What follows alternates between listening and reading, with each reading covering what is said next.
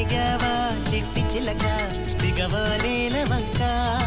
అడిగేసా ఉండలేక చాలే బెట్టు చేయక అవుననుకో గోరువంక అలసిచ్చాను గనుక జరిగింది తెలుసుకోక నాపై నిందలేయక నీకే నీ ఊసుకోక నాదే నేరమనక నిజమంటే వాదించక అలిగావా చిట్టి చిలక దిగవా నేల వంక అడిగేసా ఉండలేక చాలే బెట్టు చేయక